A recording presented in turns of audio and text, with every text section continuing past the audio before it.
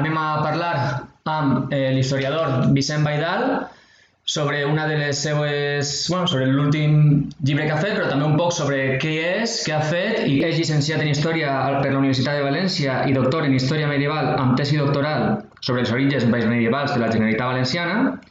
Per aquesta tesi ha rebut els premis Ferran Soldevila de Biografia i Estudis Històrics i el Raimon Noguera d'Història Medieval.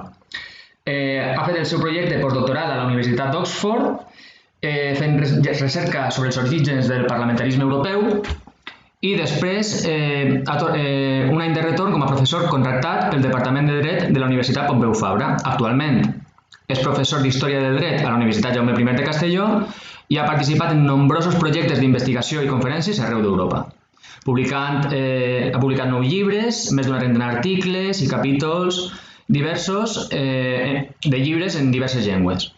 Des d'aquest mateix any és també cronista de València.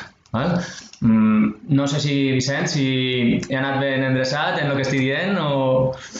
Sí, hola, ben esperada, sí, és un poc el resum del currículum fet fins ara i bé, així estem. Benvingut i bon Sant Jordi. Igualment, dins de les circumstàncies, ha tocat fer-ho tot telemàtic i tant de bo l'any que ve puga ser ja en persona. Correcte, això esperem.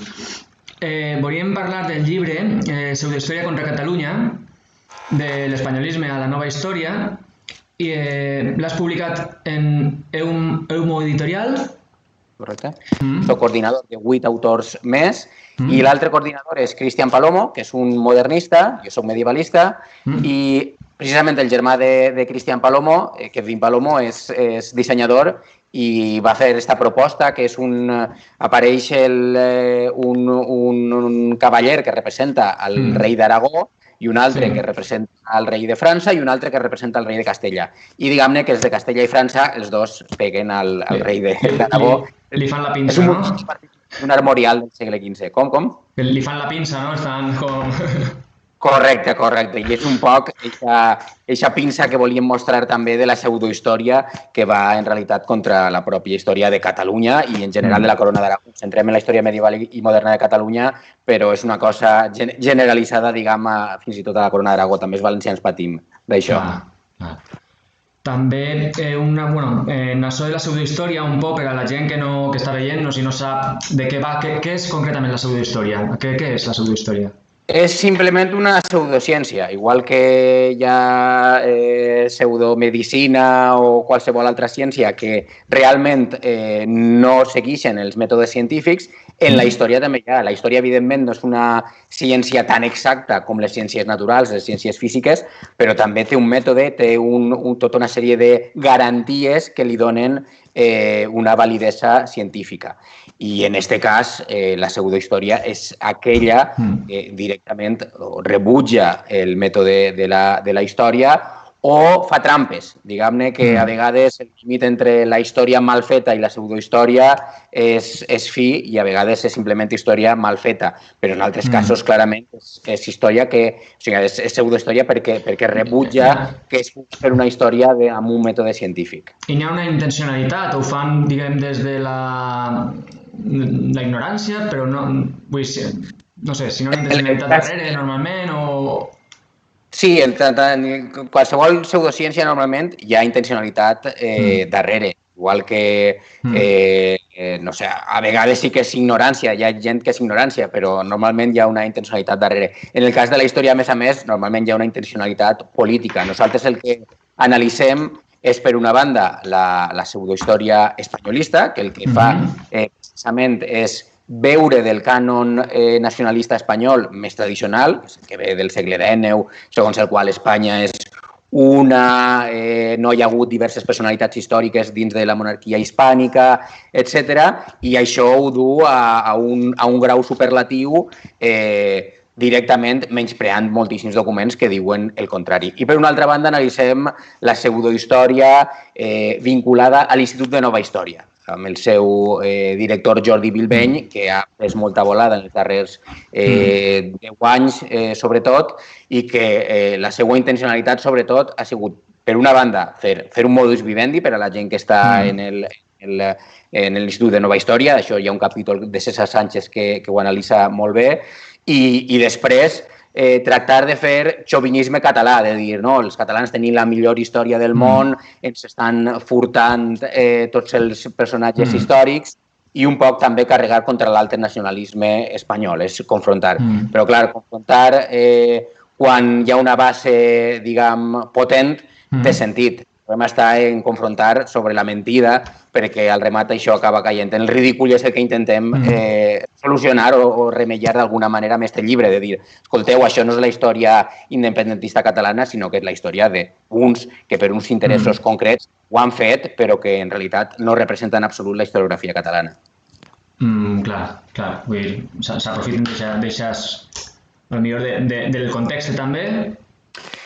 Sí, de fet, en l'Institut de Nova Història, la volada que ha pres ha anat molt vinculada o molt en paral·lel al procés independentista. Entre altres coses perquè en tot aquest procés hi havia molts mitjans de comunicació o molts personatges polítics o molta gent de les institucions catalanes que ja els venia bé intentar carregar contra el nacionalisme espanyol. I llavors s'agafaven a una gent que en realitat, clar, els historiadors sí que veien molt clarament que el que deien eren barbaritats, però si a mi m'expliquen els arguments de per què la Terra és plana, i a millor hi ha alguns que dic, ostres, té raó, és això que m'està dient. Això no m'ho discuta perquè he donat una sèrie d'arguments que clarament diuen, no, és que això no pot ser per això.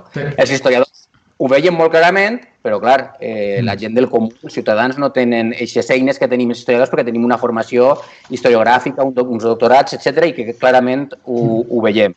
I en aquest sentit, molta gent es va agafar a això i diguem que va utilitzar també aquests arguments de la nova història. Però el que intentem fer un poc amb aquest llibre, que el veníem preparant des de feia molt de temps, és, escolteu, així no anem a fer bon catalanisme ni bon futur col·lectiu. És com tirar-se pedres a casa pròpia també, perquè si mentixes i al final falsifiques una realitat simplement, és com tirar-te pedres a ta casa. Fa l'efecte invers per fer-ho. Correcte. Al final això, de fet, això també s'està aprofitant de l'espanyolisme per a dir, mireu que ridículs que estan dient totes aquestes coses, quan en realitat això, com dic, no representa la historiografia catalana i a mi personalment, crec que a tots els historiadors, però ens enutja moltíssim que coses tan barroeres puguen ser representatives del que fem a casa nostra quan en les universitats i els centres de recerca fem coses totalment diferents i fonamentant coses així. Com és un exemple, potser de pseudohistòria de l'espanyolisme, un exemple concret que hagi sigut molt sonat o que hàgim cregut, potser que estigui molt això, i un altre exemple del part de la nova història? Sí, nosaltres, per exemple, en el llibre, en el nostre cas, hi ha una diferència prou gran perquè la pseudohistòria de l'Institut de Nova Història és molt més barroera que la que tractem pel que respecta al cas espanyol.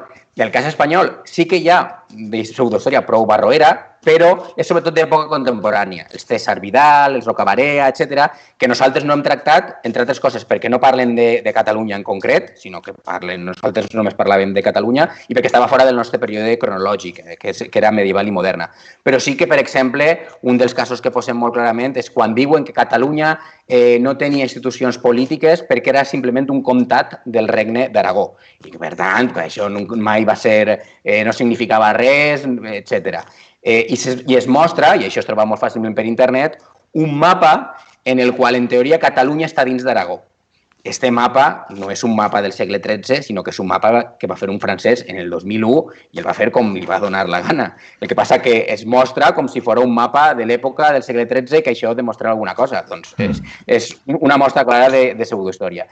I en el cas de l'Institut de Nova Història, per exemple, el cas de Marco Polo, al qual Jordi Bilbeny va dedicar un parell d'articles explicant que pot ser Marco Polo no existia, no era la persona italiana veneciana que tots coneixem, sinó que era un enviat català de Jaume I a la Xina.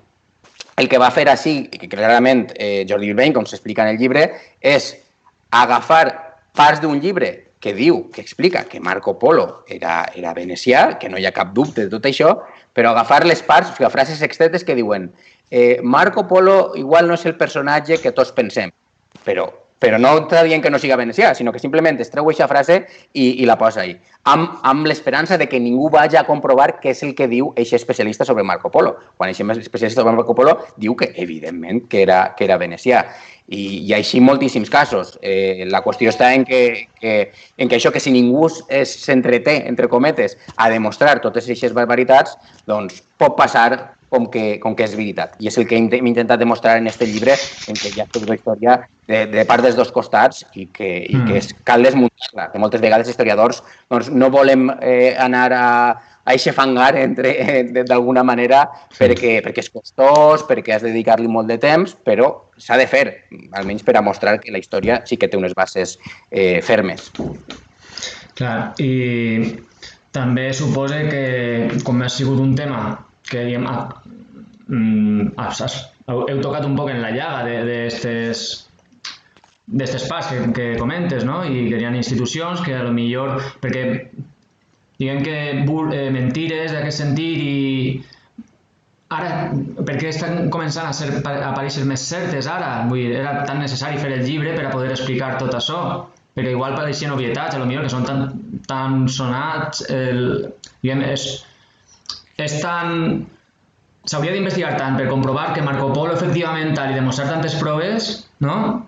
Que potser la gent això diu no m'ho crec directament, o això, però... Això és el que pensaven nosaltres. Pensaven els historiadors que això cauria pel seu propi pes, perquè, clar, a més, no és només que Marco Polo siga català, sinó que Cervantes és català, que Colom és català, que Santa Teresa és catalana, que ara Sant Ignasi de Loyola també resulta que no era de Loyola, sinó que era d'Oriola, que Carles I també tot el que va fer està relacionat amb Catalunya, pensaven que això cauria pel seu propi pes. Així el que ha passat, entre altres coses, és que hi ha hagut molts mitjans de comunicació i algunes institucions que han servit d'altaveu a aquesta pseudohistòria. I en un dels capítols precisament el dediquem a això, a analitzar què ha donat credibilitat a aquesta pseudohistòria. I han sigut els mitjans de comunicació. No ha sigut que hi hagi una sèrie de gent dient-ho en les xarxes o internet, sinó que a l'aparèixer en els mitjans de comunicació, doncs la gent diu, home, si apareix en els diaris, si apareix en la televisió, doncs pot ser és veritat. I per tant el que hem intentat mostrar així és que per una banda això és totalment fals des del principi fins al final i que per una altra banda també el que és més perillós encara, la pseudohistòria espanyolista té darrere, a més, totes les grans institucions i tots els grans mitjans també d'estat, que el que veiem és que el que diuen els pseudohistoriadors espanyolistes després és bombardejat a través de La Razón, de l'ABC, de la COPE, de determinats programes que també, sobretot el que intenten mostrar és això, és una idea d'Espanya centralista, castellanocèntrica, en el qual els pobles històrics de la resta del conjunt del que era la monarquia hispànica doncs no hem existit apenes, ni Catalunya, ni València, ni Aragó, ni Mallorca, ni ningú. I que això, que per tant hem d'intentar cenyir-nos al que és una història basada en els documents. Clar, que direm que l'espanyolisme està més assimilat, perquè són molts anys, són molt... tota l'educació també a les escoles, igual encara en els llibres d'història també veureu que n'hi ha coses que potser per explicar-ho d'una forma més breu, per que ho entenguen els xiquets i els joves, igual també s'està pecant, en certa manera, de no ser específic. O no... Sí, sobretot el que tenim encara, malgrat l'estat de les autonomies, la descentralització de l'educació, etc., és molta manca de coneixement històric dels nostres propis pobles, de la història valenciana, de la història catalana, etc. I en aquest sentit s'ha de treballar tant en el sistema educatiu com també en els mitjans de comunicació fent bona ensenyança, però també bona divulgació històrica. I això també és un poc del que s'aprofiten aquestes pseudohistòries, que és que no hi ha bona divulgació històrica. I en això jo crec que els historiadors hem de fer un poc de mea culpa i de dedicar-nos també a fer programes de televisió, articles en premsa, etc., que puguen fer arribar una història que no estiga manipulada ni que diga coses que no es basen en la història documental. Fins aquí, presentem el llibre, que ens queden uns pocs minuts, Pseudohistòria contra Catalunya, de l'espanyolisme a la nova història. Ara m'agradaria també comentar-te un poc sobre l'editorial, perquè també ets editor, no? Teniu llibres de la Drassana, correcte. Són diversos editors i jo sóc un dels 4 que estem allí. I, voldríem saber un poc com és el projecte de la Drassana i també, així, col·leccions, com us organitzeu. Som una editorial menudeta, és a dir, tenim una estructura molt primeta, som pocs. Existim des de fa 6 anys, enguany farà 6 anys, i el que intentem és cobrir espais que no pensaven ben coberts pel món editorial valencià. I, per tant, no només fem narrativa en valencià, que és allò més típic, sinó que també fem col·leccions d'esport, esport en valencià o en castellà, però parlem de futbol, parlem de bàsquet, gastronomia, això, tenim la cuina de la Safor, la cuina del Cabanyal, ara preparem la cuina dels Ports, etc. També història, tenim una col·lecció de divulgació històrica, i això, publiquem uns 10-12 llibres a l'any. També fem la revista Lletra Ferit, que és trimestral, que és una revista de cultura feta des d'una perspectiva valenciana, cultura universal, però també cultura valenciana. I això, i anem publicant el que, sobretot des d'una perspectiva valencianista sempre, de tractar d'aportar com veiem les coses els valencians, el que fem els valencians, tractar d'aportar-ho al món dels llibres i de la cultura i del periodisme a través de la revista Lletra Ferit. Molt bé. També, un poc parlar de la situació ara, perquè suposo que com a editor, com a escriptor, també com a investigador, la situació actual d'estar confinats, de tot el tancament, fins i tot després del confinament, que també hi haurà un procés després de... No la normalitat, perquè suposo que es prendran unes mesures que tardaran molt més temps, però no sé això com està afectant-vos també tot i un poc saber... Sí, està afectant-nos molt. Com a investigador no tant, perquè és cert que no puc anar a les biblioteques ni als arxius i hi ha tota una sèrie de coses pendents que estic guardant per a quan puga tornar a anar, però sí que tenia molta feina que puc fer des de casa i amb els llibres que tinc a casa i també amb la documentació digitalitzada. Com a escriptor, per exemple, el llibre de Pseudohistòria contra Catalunya, que era una novetat que anava dirigida en primer moment avui, al dia de Sant Jordi, al dia del llibre. Doncs clar, això per als editors, en aquest cas d'Eumo, és un desastre perquè tot aquest procés que s'havia volcat de fer el llibre a finals d'any per a tindre'l a principis de 2020 i de sobte que es talli tot això i que no hi ha ja pràcticament distribució, etc., doncs una segona edició que s'havia fet perquè la primera es va vendre de seguida, doncs de moment ha quedat molt en stand-by. El mateix ens passa en Drassana. En Drassana, doncs, a nosaltres no ens ha afectat tant el dia del llibre, perquè en el cas valencià no és tan important, però sí que la setmana que ve començava la Fira del Llibre de València, la ciutat de València, que dura una setmana i que per a nosaltres pot representar un 10-15% de la venda de tot l'any. No només no tenim aquesta venda, sinó que, a més, totes les novetats que anàvem a traure per a la Fira del Llibre de València, doncs les hem paralitzat, perquè no hi ha distribució en llibreries, les distribuïdores tampoc estan donant les liquidacions, etc.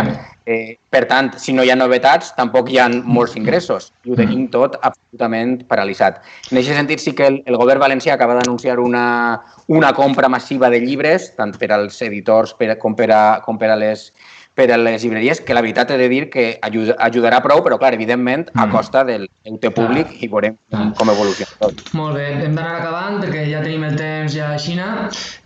Moltíssimes gràcies, Vicent. Nosaltres simplement fer la crida que estem fent de que la gent passe, bueno, en compte d'aplaçar, bueno, en compte de suspendre les presentacions i tot, que aplacen, igual que les fires, perquè poder salvar les coses. Una pregunta última, Vicent, una última pregunta. On poden aconseguir els llibres? Els nostres oients. Sí, si busquen per internet, ara, per exemple, per a la Diada de Sant Jordi s'han habilitat diversos sistemes de llibreries obertes. Per exemple, hi ha un article en La Llança, en el digital La Llança, que ho explica molt bé. També, evidentment, hi ha editorials que també poden comprar qualsevol llibre en la seva pàgina web, ho podran fer, i si no, ja dic, hi ha diversos sistemes que s'han habilitat per a comprar directament a les llibreries i que les llibreries també puguen resistir. Avui, precisament, el director del Gremi de Llibres de València deia que fins a la meitat de les llibreries del gremi, en aquest cas de la província de València, no sabien si podrien arribar a final d'any. I aquí imaginem la sagnia que pot causar tot això. Així que llavors intentarem aguantar com puguem. Llavors, moltes gràcies, Vicent, moltíssimes gràcies. Un plaer,